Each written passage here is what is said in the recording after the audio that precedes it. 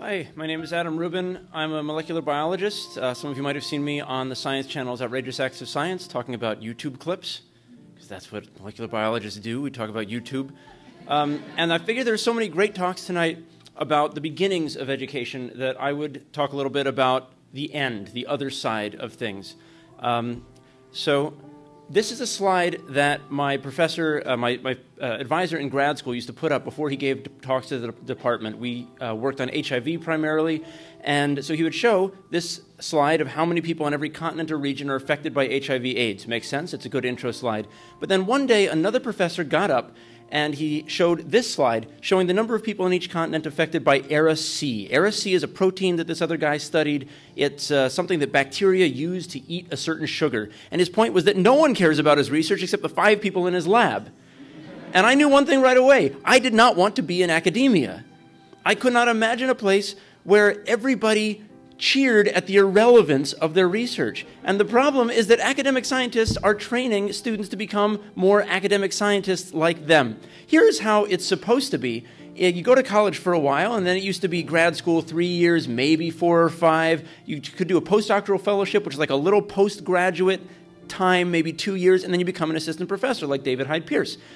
But in this slide, everything in red is different from the previous slide. Now graduate school is more like 6, 7, 8 years. I went to grad school just down the road here in Baltimore. I was there for 7 years. A postdoc is not optional. It's like another PhD, and you could do a second postdoc, and no one can become an academic professor. We all know that we need more scientists, right? You open any paper, and it says we have to think of ways to get kids interested in science, technology, engineering, math, medicine. How can we create more scientists? Because we do not have enough. But at the same time, we all know we need fewer scientists. Because you open any paper and it talks about this glut of scientists with no jobs. There are no jobs for scientists, so they're going out of the country. So what we really know is that we have no idea what the heck is going on. Because we can't have too many scientists and too few scientists at the same time. That's not scientifically possible. But it is possible, and here is why. Excuse me.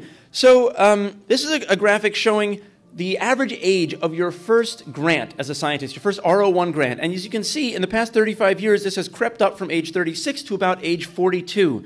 Where are people during those random 6 years in their late 30s? Well, most of them are doing postdoctoral fellowships. The postdoc is this weird academic purgatory where you're just kind of circling and circling and not doing much. The number of postdocs in this country has tripled in the past 30 years. And the problem is, we don't even know how many postdocs there are. This is how hidden postdocs are. A few years ago, they did a study where they discovered that the number of postdocs went up by 10% in a year. Not because there were that many more postdocs, but because they found them under a rock. Schools are not even keeping track of how many postdocs are working there. Now, I don't want you to read everything on this graphic, but I love this graphic because it shows you how complicated it is to figure out where people who are interested in science end up in their lives. And I'm actually going to use one of my 20 slides just to show you the same graphic with circles and some of the numbers, because this point is very important. In the biological sciences, 9,000 people receive PhDs every year. Of those, 70% now go on to do a postdoc.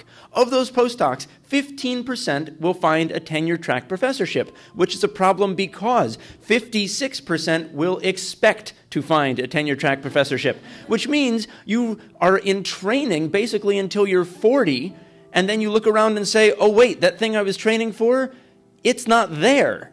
What do I do? This means that 41% of the people who are postdocs every year are ending up massively disappointed. So there is a very low unemployment rate among people with PhDs. That's well known. But that's not because they can find jobs in what they want to find. It's because they can find some kind of job. Why are there so few academic jobs? Well, part of it's funding. This is a graph showing the amount of the percentage of grants that NIH funds based on the percentage submitted. So 30% of NIH grants were funded in 2000, down to 15% by 2015. And we talk about other science careers. Well, we tell students in PhD programs, well, there are these alternative science careers, and they're portrayed as alternative, as things you can do in case you don't make it.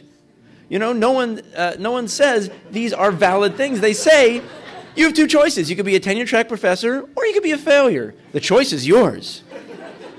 They don't view it as a success if you get a PhD and then become a science writer. It's like, oh, you got a PhD and now you're a science writer? You're a science advocate? But these are not alternative careers. These are completely valid careers that people go through their 40 years of education without ever hearing about. And that's why we end up with so many scientists and so few scientists at the same time. So the way that this could be is to present everybody with this myriad of choices all throughout, showing that there are completely valid possibilities for where scientists could go, and they don't have to spend 50 years in the same department giving that same slide, making fun of the relevance of an HIV lab just to talk about something ridiculous like Era C. Thank you.